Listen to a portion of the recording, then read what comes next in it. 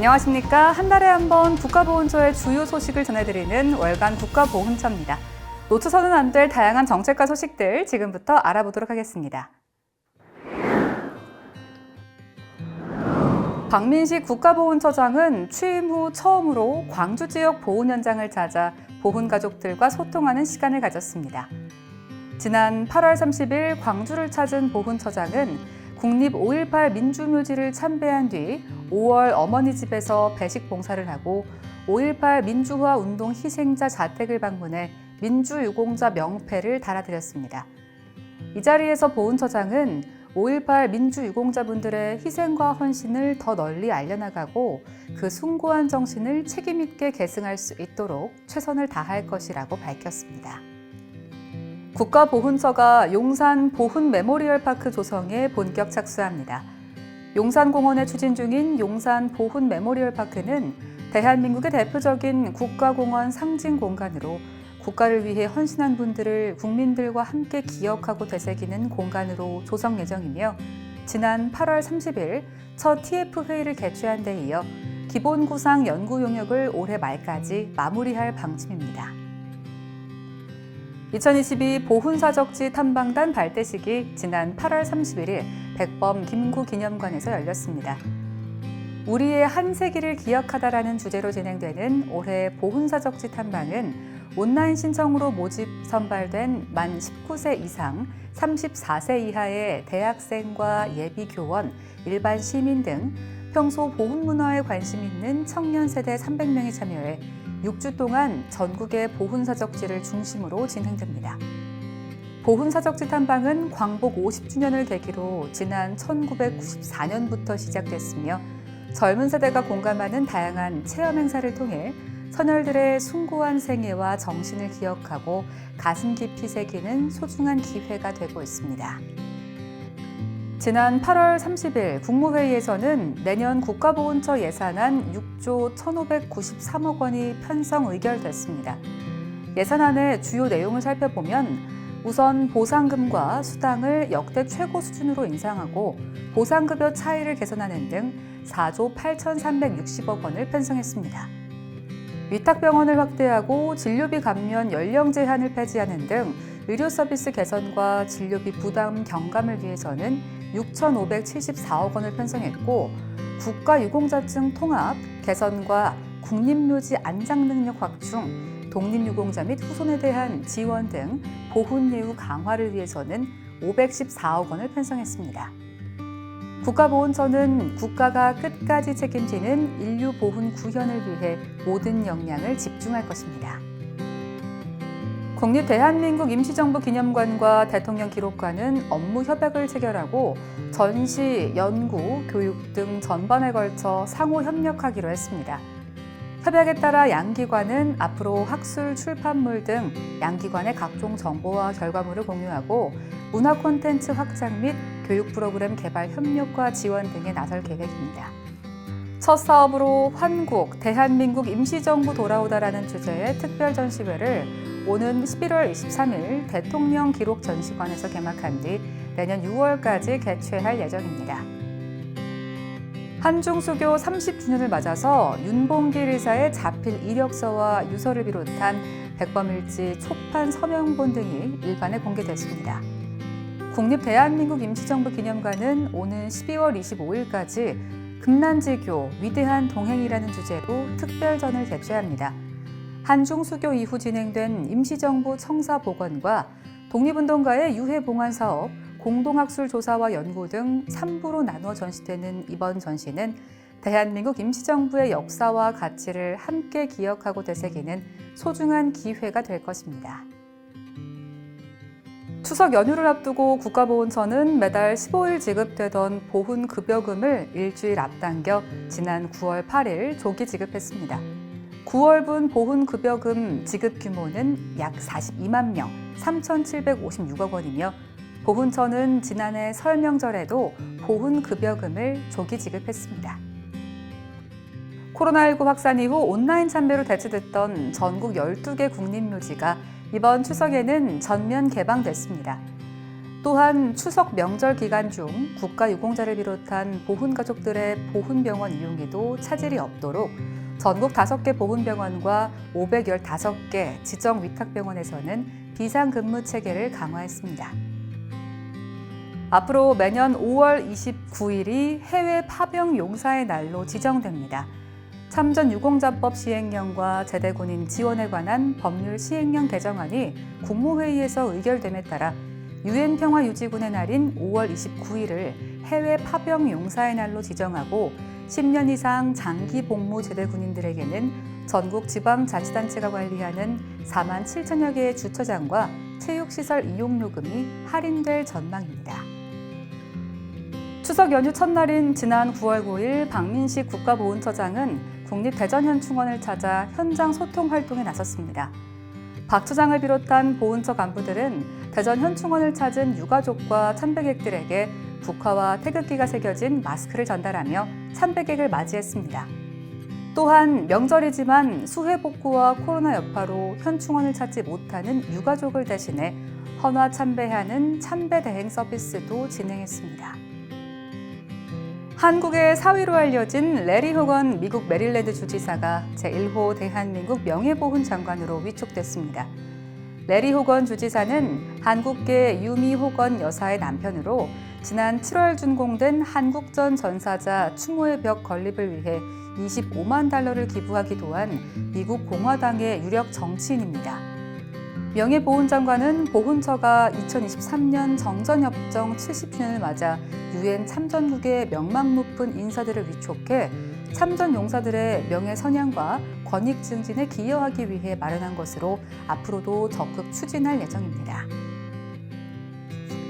6.25 전쟁에 참전한 고 제임스 벤플리트 장군의 이름이 한국 정부에서는 처음으로 회의실 명칭에 사용됩니다.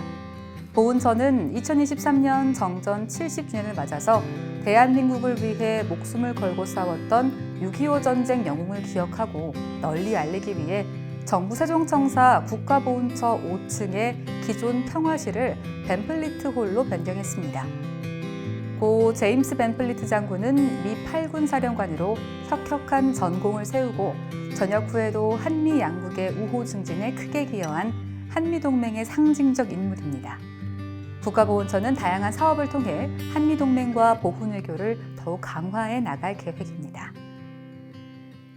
지난 9월 20일 시그니엘 서울에서는 2022년 국군 모범용사 초청 격려 행사가 개최됐습니다.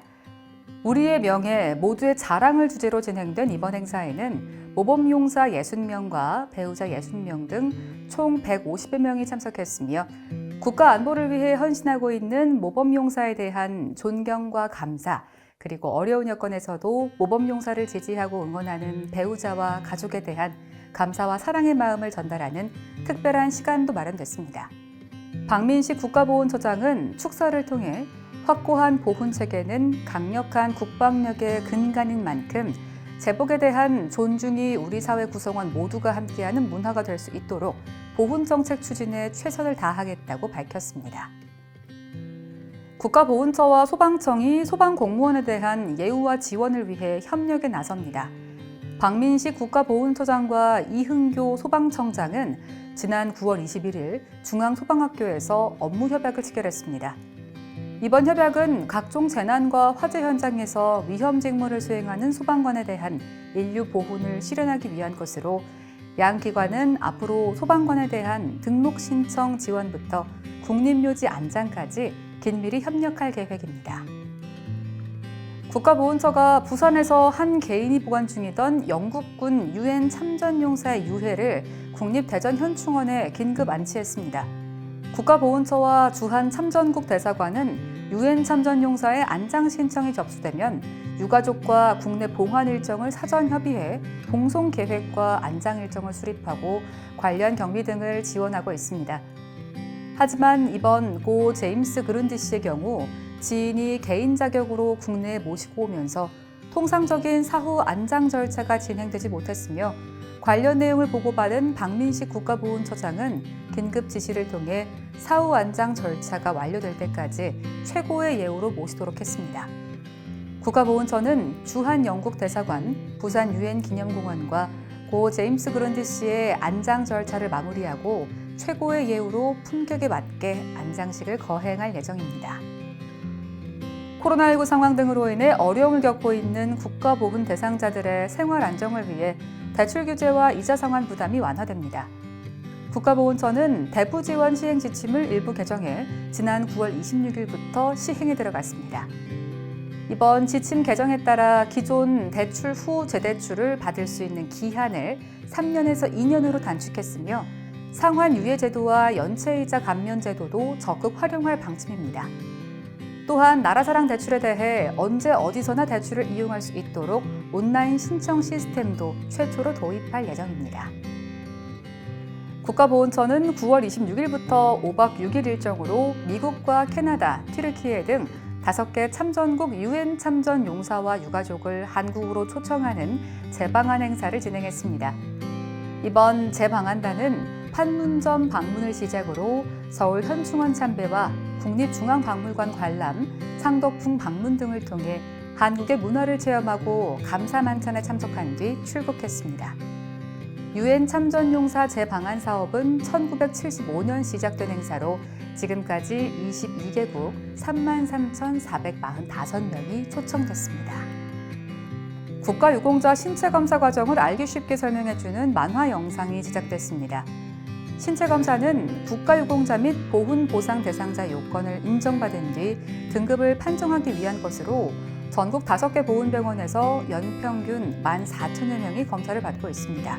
이번 영상은 신체검사와 일반 진료의 차이를 비롯해 신체검사 진행 과정과 사전 준비사항 등 궁금해하는 내용을 3분 분량의 애니메이션으로 제작해 대상자들의 이해를 돕고 만족도가 높아질 것으로 기대하고 있습니다. 국가보훈처 새내기 공무원 30여 명이 부산 지역 독립호국 역사문화 탐방에 나섰습니다.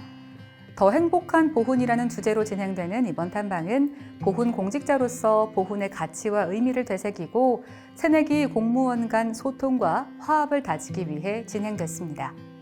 박민식 국가보훈처장은 별도로 마련된 소통 시간을 통해 앞으로 보훈 가족분들에 대한 예우와 지원을 담당하는 중추적 역할을 해야 할 인재들이라면서 이번 탐방을 통해 우리의 역사를 되새기는 것은 물론 보훈 공직자로서 오래도록 기억되는 의미 있는 시간이 되기를 기대한다고 밝혔습니다. 지난 9월 28일 인천 수봉공원에서는 제1학도 의용군 6.25 참전 제72주년 기념식이 열렸습니다. 제1학도 의용군 642명은 6.25 전쟁 당시 일본에 거주하던 제1동포 청년과 학생으로 병역 의무는 물론 조국의 부름도 없었지만 조국을 구하겠다는 일념 하나로 직장과 학업을 중단하고 자발적으로 대한해협을 건너 참전했습니다. 제1학도 의용군 동지회에서는 1979년 인천 수봉공원에 제1학도 의용군 참전 기념비를 건립하고 매년 이곳에서 기념식을 개최하고 있으며 올해도 박민식 국가보훈처장, 보훈단체장 등 300여 명이 참석한 가운데 기념식이 거행됐습니다. 그동안 보훈병원에서만 지원되던 약제비가 10월부터는 위탁병원에서도 지원됩니다. 이번 약제비 지원은 국가유공자의 고령화에 대응한 보훈의료 확대를 위한 것으로 75세 이상 참전유공자와 무공수 훈자, 제1학도 의용군인 본인이 위탁병원을 이용할 경우 연간 최대 25만 2천 원의 약제비를 지원해 고령 참전유공자의 의료비 부담이 완화될 전망입니다. 약제비를 지원받기 위해서는 관할 보훈관서에 약제비용 지급 신청서를 제출해야 하며 한 번만 신청하면 매 분기 15일에 자동 지급됩니다. TV 나라사랑 유튜브 채널에서는 보고 싶다 전우야 콘텐츠를 제작 업로드하고 있습니다. 보고 싶다 전우야는 참전용사들의 전쟁 경험담과 함께 찾고 싶은 전우에 대한 사연을 영상을 통해 소개하는 콘텐츠이며 영상 제작에 참여를 원하거나 사연에 소개된 전우에 대해 알고 계신 경우에는 국가보훈처 대변인실 044-202-5092로 전화 주시거나 자막에 안내되는 이메일로 연락 주시기 바랍니다. 전우찾기 프로젝트 보고 싶다 전우야에 보훈가족 여러분의 많은 관심과 참여 부탁드립니다. 국가보훈처의 다양한 소식을 한데 모아 전해드리는 월간 국가보훈처, 지금까지 2022년 10월호 함께 하셨는데요. 구독과 알림 설정으로 더 편리하게 시청하시기 바랍니다. 이번 달 준비한 소식은 여기까지입니다. 시청해주신 여러분 고맙습니다.